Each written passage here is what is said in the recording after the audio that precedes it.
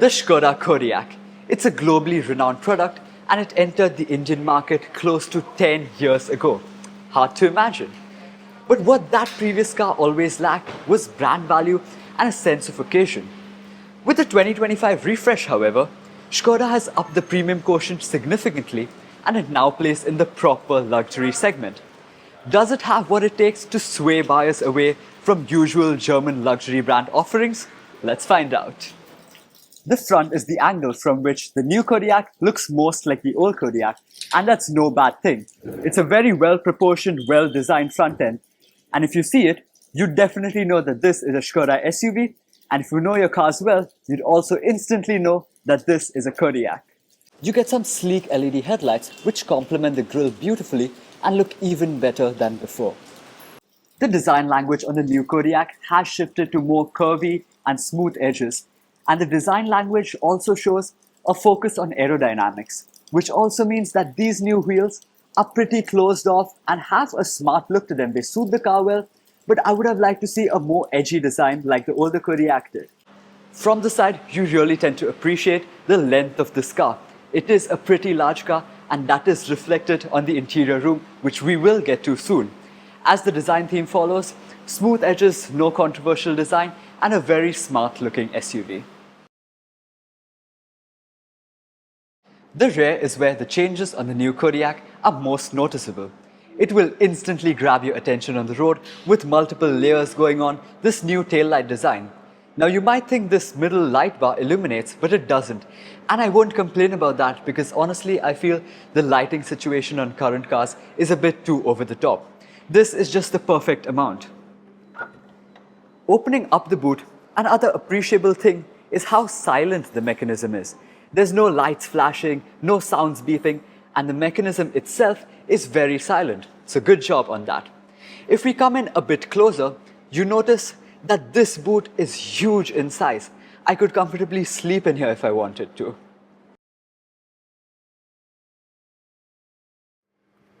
Getting into the interior of the Kodiaq, man is this a beautiful interior. At this price point, I can confidently say it's probably the nicest interior you'll find on a car. And now with praise that high, I better find a way to explain myself. So why not start with these seats? So in the LNK variant, you get this brown and black upholstery, a beautiful color scheme. The leatherette used on these is a very nice material and they're adjustable in more ways than you could ever need. Heated and ventilated, so that's not an issue either.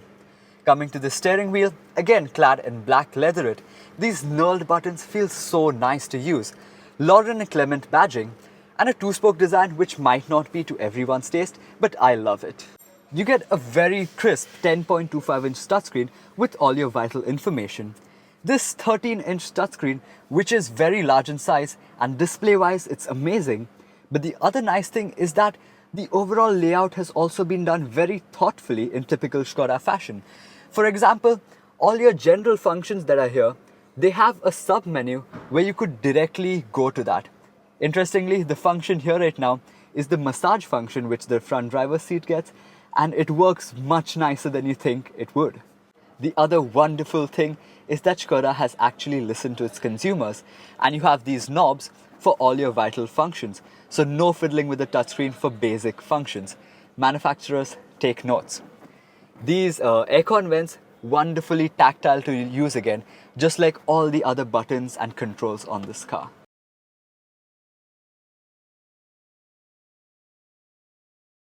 Getting into the passenger seat of the Kodiaq, I can't help but notice that the view from out here is so commanding, complemented by this beautifully put together cabin. Another thing that the Kodiaq designers have aced is practicality. You get two glove boxes, both of which are very well sized and well designed, and is usually more than enough storage that you get on rivals. Coming to the center here, you get a lot of covered storage space. So you slide both these back, again they feel wonderfully tactile to use. You get two cup holders, a cubby hole, two USB-C type ports, two wireless phone chargers, so they're definitely not cheaped out on that front. And overall, it's a very well thought out layout design. You also get a center armrest with storage, which is fairly deep. And these door bins are lined with felt, which is such a thoughtful touch. Overall, the interior storage space and the way it's integrated, it's really appreciable. Hopping into the back seat of the Skoda Kodiaq, I'm 5 foot 8 inches in height. The front seat is set to the same level of a driver of the same height, and space is definitely nice. It's not outrageous by any standards. I have a very good amount of knee room, more than enough headroom, and even shoulder room shouldn't be a problem. Seat cushioning is on point. You get ambient lighting, and this finish on the door panels is also pretty nice. At the back here, you do also get quite a lot of neat tricks. So what you see here is a tablet holder, which I think you could also use as a phone holder, and you get it from your Skoda dealership. Another phone holder here, a nicely sized seat pockets, 2 aircon vents, again 2 USB-C type ports in the back along with a 12-volt socket. You get a center armrest with 3 small cup holders, and it is placed at the perfect height. Now this Kodiaq is a 7-seat SUV, so this second row can be moved forward and backward to make more space for the people in the back. And even at its forward position, I can still fit in here comfortably. So wait to see how the third row is. We're checking that out soon. You get ambient lighting, and the texture on the doors is again very nicely done. Now to get into the third row of the Kodiaq, it's not the simplest process. However, it is a large car, so easily possible. You move the second row up.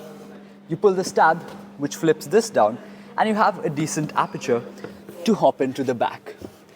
After that, another lever here, which helps you pull this up in front. Now, with this seat a little bit ahead, as I'd shown you in the previous section of this video, I have a good amount of space. I do sit knees up and the seats are set low, but that is not too much of an issue for shorter distances. In my opinion, 2 to 3 hours would be my comfortable time. You have a window space here, another storage compartment, and the overall ambience of this interior is really nice, so you won't feel neglected in the back. A wonderful example of how well Skoda focuses on the details is this umbrella concealed in the door here. I mean, how nice is that, especially here in Goa where we have rains all the time. The price of the Kodiaq ranges from 40 to 46 lakh rupees ex-showroom India, and here in Goa, the price of the top variant on-road is about 55 lakh rupees. My final verdict. The 2025 Kodiaq has gone up significantly in price, and for that, it has faced criticism. However, I'm going to oppose that and say that the Kodiaq is well priced. Its interiors are properly luxurious, its drivetrain punches above its weight, it looks smart, it will do your daily driver duties without any fuss, and also those euphoric weekend getaways. For 90% of the people, it's all the car that you'll ever need, and I also believe it's been one of the best car launches that we've seen in the last few years. So if you're asking me for a car in the 50 lakh segment, I think you know what my answer is. If you like this video, please don't forget to smash the thumbs up button, subscribe to my channel, and click on the bell icon to never miss any of my new uploads.